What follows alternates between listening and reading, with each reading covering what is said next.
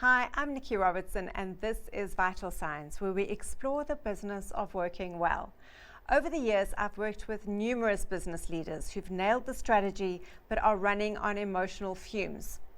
Emotional fitness works a lot like cardiovascular endurance. It's what helps you recover faster from stress, stay calm under pressure, and lead with clarity, even when things get messy. Joining me is Dr. Ela Manga, who is an integrative medical doctor, breathwork practitioner, and author. Together we'll unpack what it really means to be emotionally fit and why it might be the ultimate executive advantage. Dr. Ela, thank you for joining us today. Lovely to be here. Thank you. So we all understand what it means to be cardiovascular fit and healthy. We can work towards it, we can measure it, we can improve it. How would you define emotional fitness? Well, the first thing is to really build our emotional literacy. And by that I mean the ability to name specific emotions. Often when we feel a whole range of emotions, we put it under the umbrella of anxiety. Everything feels like anxiety. And the ability to really name when I'm feeling sad, when I'm feeling angry, when I'm feeling afraid, when I'm feeling joyful, that is really the first step. And that's not often easy.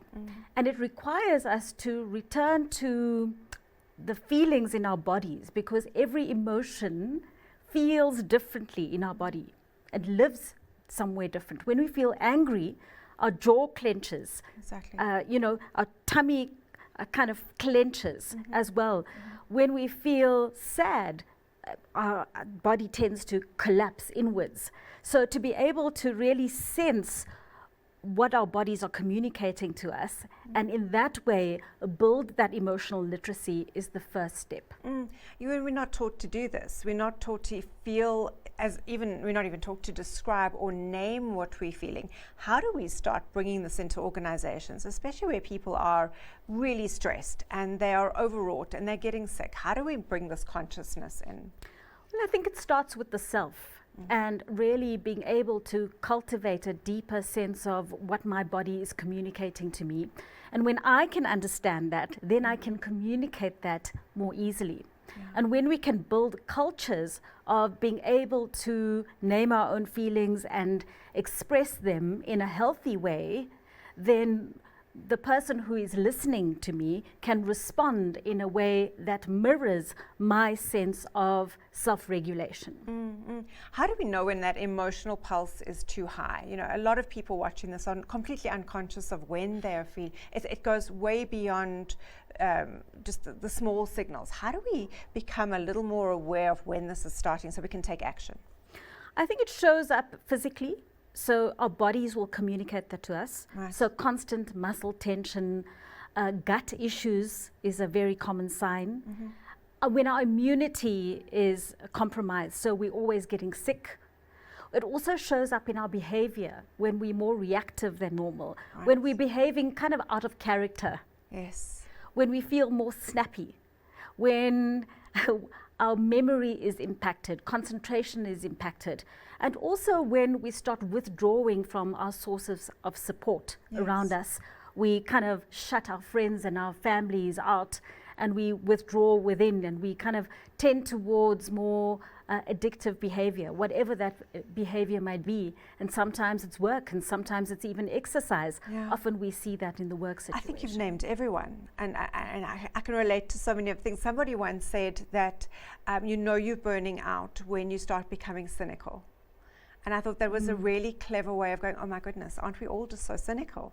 But what you're saying to me now is this is an inability to actually pinpoint that emotional discord. Interestingly, it even shows up in the way we breathe. Yes. So our breath is a language that's constantly communicating what we're thinking, what we're feeling, every posture that we hold. And so when we can start to listen to what the breath is communicating to us, that's a very it's a powerful but subtle indicator. So we all breathe, and we take breathing for granted. How does the breath communicate, or how does being conscious of how we're breathing start communicating this to our conscious awareness?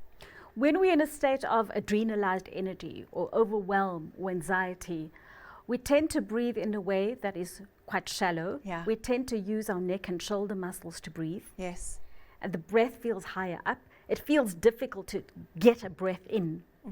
We also have periods of not breathing. So what we call email apnea. When we're scrolling, what happens to our breath? When we're typing an email, what happens to the breath? Right. So we vacillate between breathing really shallowly and then holding our breath. Yeah. And those patterns are dysfunctional and eventually feeds into the nervous system being even more overwhelmed. So it's a vicious cycle. Absolutely. What's happening to the brain and body when we're taking short breaths? What are we not getting? It is sending a signal to the body that we are in danger zone, Okay. that we are under threat, that we are in survival mode. And our breathing sends a language, so rather sends a message to the adrenal glands that we are under threat, and the adrenal glands will release more stress hormones, adrenaline and cortisol, and that feeds the vicious cycle.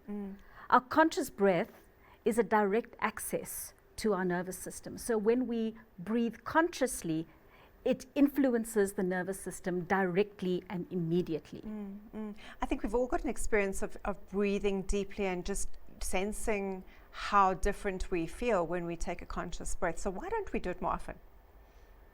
Because we take it for granted, because it is always there, because it is so simple. Yeah. What, you mentioned earlier tummy issues, headaches, teeth grinding.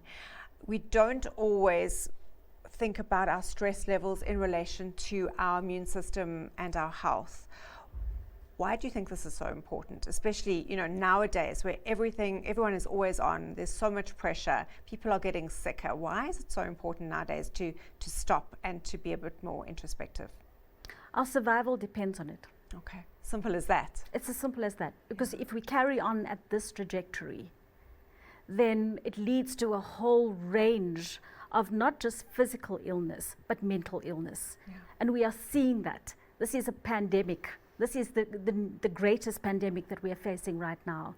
We are sitting with a severe mental health crisis and emotional health crisis. I don't see mental health and emotional health as separate things. Exactly.